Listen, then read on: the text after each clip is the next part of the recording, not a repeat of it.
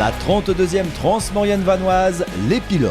Nous atteignons la 5e étape sur 5 pour tous les vaillants et vaillantes engagés dans la Transmo version 2020. Pour certains, il s'agira d'une ultime randonnée enchantée, descente d'Ossois sur la barrière des Forts de l'Essayon, des vieilles pierres et des singles techniques en forêt qui passeront par la Norma, le tout sous un soleil de plomb garanti sans orage aujourd'hui. En élite homme, le plateau international réserve tous les jours du grand spectacle.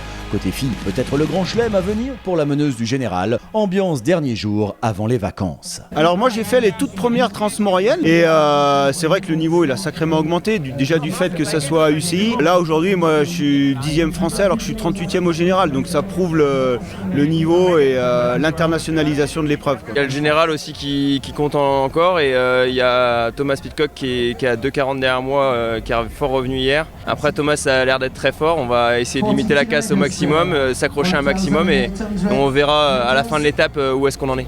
Oggi bisogna finire cercando di non fare danni meccanici, si parte concentrati e si cerca di far bene anche oggi.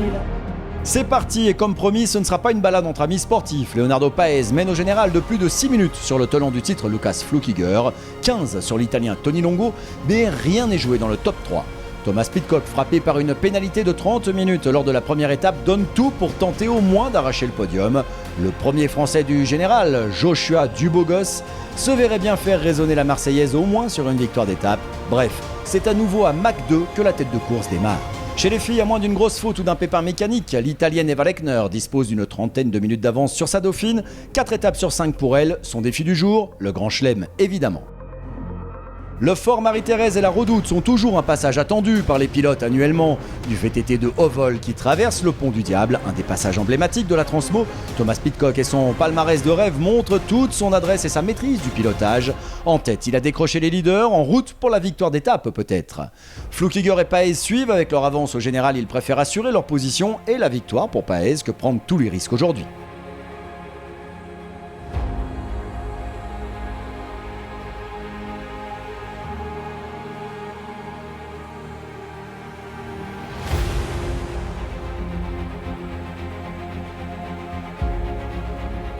Pour les autres, qu'importe la victoire, mais que la haute maurienne vanoise est belle. Le petit plus, la traversée des forts en surface est pas mal, la traversée en souterrain, un parcours unique.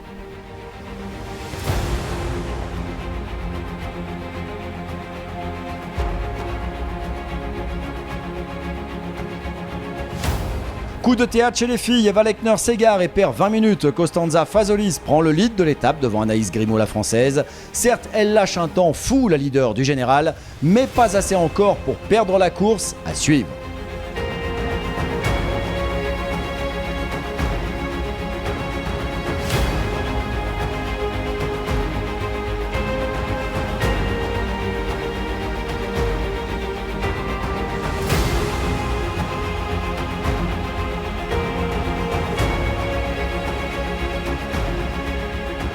Cela fait des années que la course n'a pas posé ses crampons à la Norma.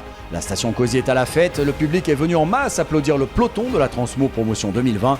Il voit la fusée Pidcock passer, suivi du champion en titre Flukiger, puis du champion du monde Paes, un trio de stars du VTT mondial qui ne passe pas inaperçu.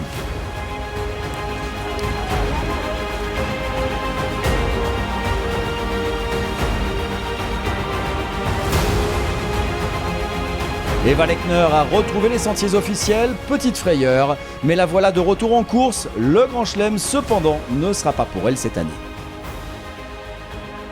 Là, ça commence à être long, là, on est en plein soleil, là, ça chauffe. L'arrivée et le dénouement final approchent à grands pas pour les élites du 9000. Pidcock en force, victoire d'étape et 4e du général. Paes finit second du jour mais impose son nom au palmarès de la Transmaurienne vanoise. La 32e édition est pour lui. Flukiger, le champion en titre, sera son dauphin.